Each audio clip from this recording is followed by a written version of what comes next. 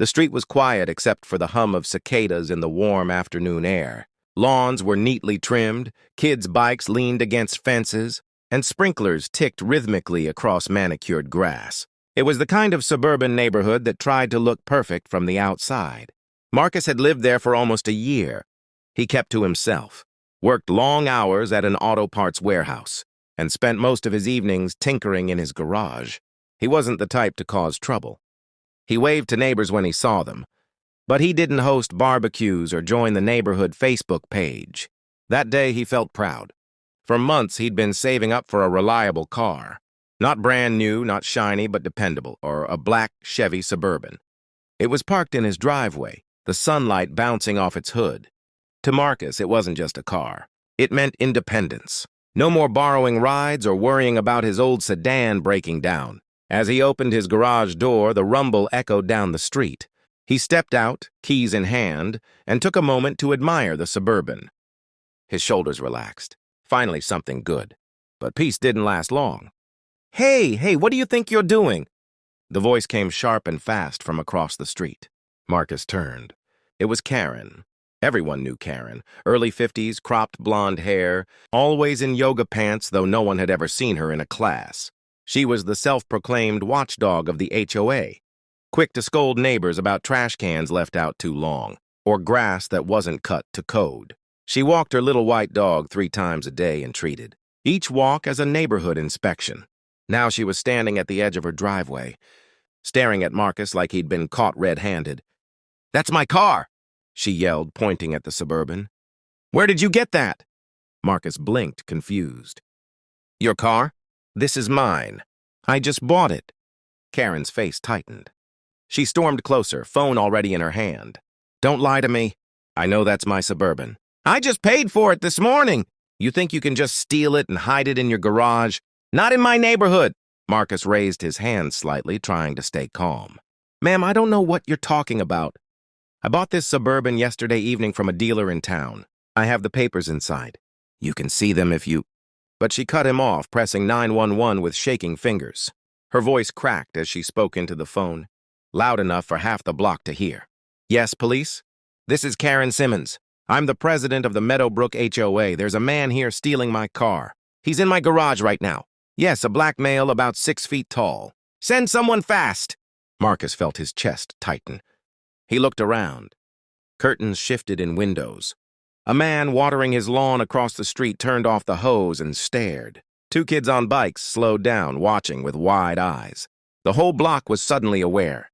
"Lady, you're making a mistake," Marcus said, trying to keep his voice steady. "This is my car. I can show you proof." Karen ignored him, pacing in the street. "He's dangerous. Hurry," she told the dispatcher, her voice rising with fake panic. Marcus swallowed hard. He'd seen enough stories on the news to know how this could go. A black man accused of theft. A white woman calling 911, her voice trembling like she was in danger. Police racing in. It never ended well. The sound of distant sirens floated through the air. His stomach dropped. "Look," Marcus tried again. "I have the bill of sale. The registration. It's all in my name. Please, just wait." But Karen snapped. "Don't you move! Don't you dare touch that car! You think I don't know what you people do? You just move in, start taking things that aren't yours, and ruin this neighborhood. Not while I'm here." Her words stung, sharp and ugly. Marcus felt heat rising in his chest, but he forced himself to stay calm. He couldn't afford to lose his temper. Not now. More neighbors trickled outside, drawn by the shouting. An elderly couple whispered from their porch. A teenage boy recorded on his phone. Someone muttered, "What's going on?" The sirens grew louder, closer. Marcus clenched the keys in his hand. His only thought, stay alive. Show them proof. Pray they listen. Karen stood in the street, hand on her hip, smiling now that she knew backup was coming. "You're going to jail today," she spat. "And don't think the HOA won't deal with you after this. You'll be out of here in no time." The garage light flickered above. Marcus, as he stood frozen between his car and the growing crowd, he could already see the flashing lights, reflecting off the houses at the end of the street. What had started as a simple afternoon of pride and peace had turned into a nightmare. And the worst part? It was only the beginning. The flashing red and blue lights spilled across the street. painting the houses in color as two squad cars pulled up fast. Tires screeched, doors slammed, and two officers jumped out with hands on their belts. The neighborhood, which only minutes earlier had been quiet, was now a stage for something Marcus had always feared, but hoped he'd never experience. Karen rushed toward the officers, waving frantically. "That's him! Right there! He stole my Suburban! I saw him open my garage and try to hide it inside." The officers glanced at Marcus, who stood frozen next to the black SUV. One of them, tall and broad-shouldered, shouted, "Sir, step away from the vehicle. Hands where I can see them!" Marcus's pulse hammered in his ears. He slowly raised his hands, keys dangling from his fingers. "Officers, please. This is my car. I bought it yesterday. I have the paperwork inside the house. I can show you everything." Karen shrieked, pointing her finger like a dagger. "Don't believe him!" "He's lying! That's my Suburban. I was supposed to pick it up today, but he took it before I could. I'm the one who paid for it." The second officer, younger and calmer, stepped forward. "Ma'am, we'll need to sort this out. Sir, do you have identification on you?" "Yes," Marcus said quickly. He kept his hands visible, moving slowly toward his back pocket. "My wallet's in here. Can I reach for it?" The younger officer nodded. "Go ahead, nice and slow." Marcus pulled out his ID and handed it over. The officer checked it, then looked back at him. "All right, Mr. Williams. You're saying this vehicle belongs to you?" "Yes, sir. I have the bill of sale, the registration papers, everything. They're inside my house." Karen cut in, her voice rising with desperation. "He's lying. Don't let him go get anything. He'll just make up some fake documents. Arrest him before he runs." The older officer frowned. "Ma'am, we need you to calm down and let us handle this." But Karen wouldn't stop. "No, you don't understand. This man is dangerous. People like him don't belong here. He's been eyeing everyone's houses, everyone's cars. I knew it was only a matter of time before something like this happened." "And now you see! He's a thief!" The crowd around them shifted uncomfortably. A couple of neighbors exchanged glances. The teenage boy kept recording on his phone, whispering to his friend, "She's going crazy." "That's not her car." Marcus felt his throat tighten. He wanted to scream, to shout the truth, but he forced himself to breathe slow. He knew one wrong move could make everything spiral out of control. "Officers," he said, his voice steady, "please let me show you the paperwork.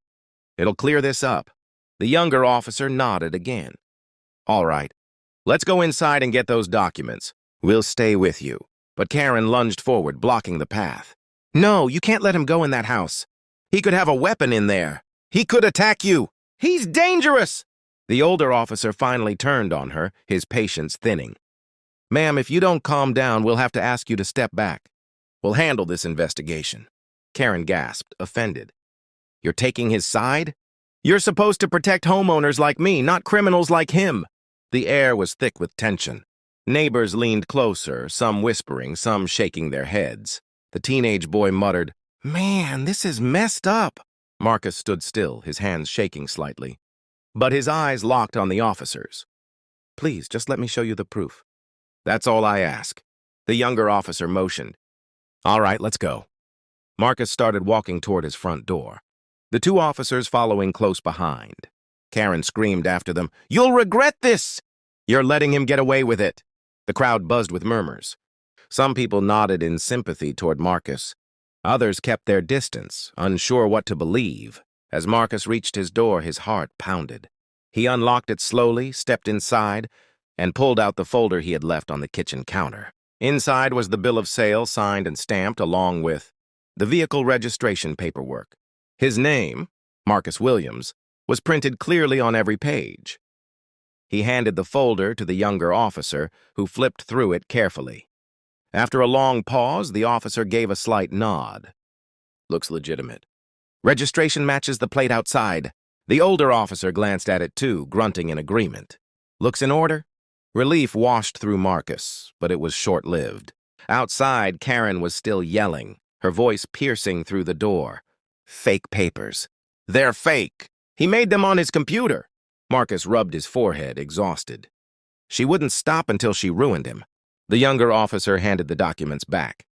"We'll still have to run the plates and confirm with the DMV, but everything looks fine here. Let's step back outside." Marcus nodded. He followed them out. clutching the folder like it was his lifeline. The crowd fell silent as they returned. Karen's eyes darted between Marcus and the officers, desperate for them to side with her.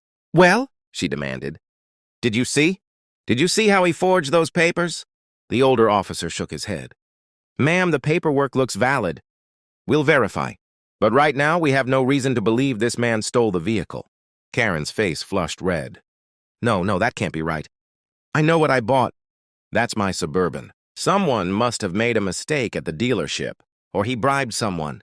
This isn't over!" Her voice cracked louder than ever. "You can't just let him stay here with that car. He's a liar, a criminal. He doesn't belong in this neighborhood." Gasps echoed through the crowd.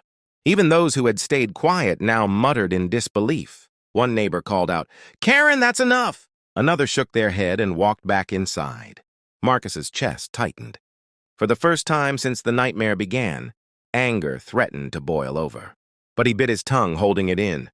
He wouldn't give her the satisfaction of seeing him lose control. The officers stood firm, clearly done entertaining Karen's accusations. The younger one said calmly, "Ma'am, unless you have proof that this vehicle belongs to you, we're considering this matter resolved." But Karen wasn't finished. She leaned closer to Marcus, her eyes cold. "You might have fooled them, but you won't fool me. You'll pay for this, one way or another." Marcus stared at her, silent, his jaw tight. If you're watching this right now, and you feel the same frustration Marcus is feeling, take a second to hit that like button. Drop a comment below.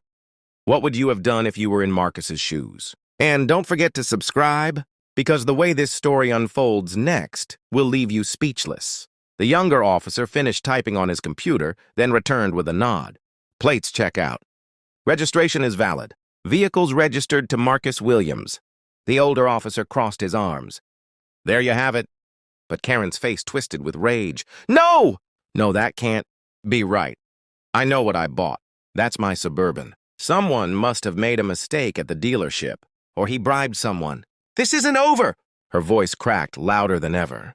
"You can't just let him stay here with that car. He's a liar, a criminal. He doesn't belong in this neighborhood." Gasps echoed through the crowd. Even those who had stayed quiet now muttered in disbelief. One neighbor called out, "Karen, that's enough!" Another shook their head and walked back inside. Marcus's chest tightened. For the first time since the nightmare began, anger threatened to boil over. But he bit his tongue, holding it in. He wouldn't give her the satisfaction of seeing him lose control. The officers stood firm, clearly done entertaining Karen's accusations. The younger one said calmly, "Ma'am, unless you have proof that this vehicle belongs to you, we're considering this matter resolved." But Karen wasn't finished. She leaned closer to Marcus, her eyes cold. "You might have fooled them, but you won't fool me. You'll pay for this, one way or another."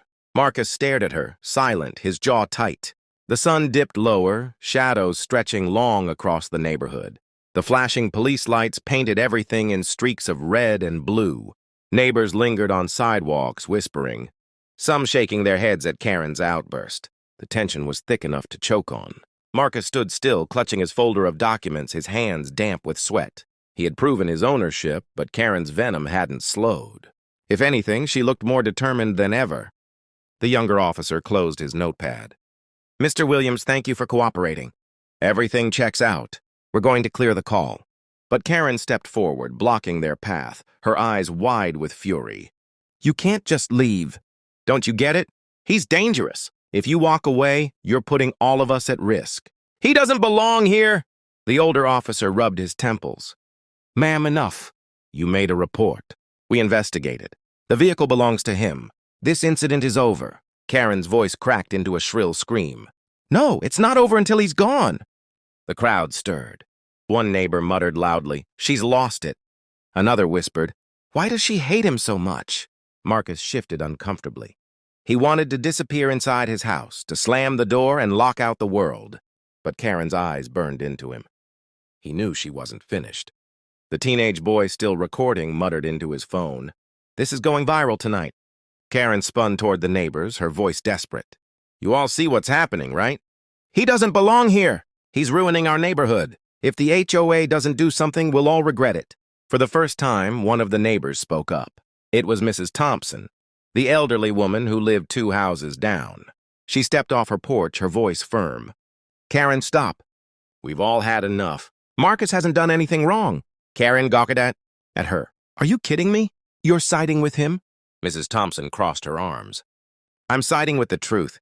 He bought that car fair and square. You called the police for nothing, and you embarrassed this whole block. Murmurs of agreement rippled through the crowd. A man near the corner added, Yeah, Karen, this is too much. Leave the man alone. Karen's face flushed red. She turned in circles, searching for support, but most neighbors looked away.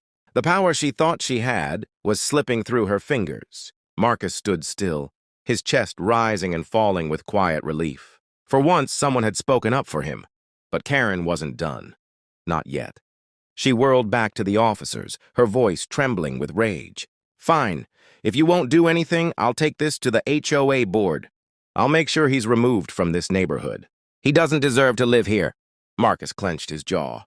He had held his tongue all evening, swallowing his anger, his fear, his humiliation. But now, with the entire neighborhood watching, he finally spoke. Karen, he said quietly, his voice steady, I've put up with your comments since the day I moved in. You've complained about my grass, my trash cans, even the way I parked my car. But this? Calling the police, lying about me? Trying to destroy my life over something that's mine?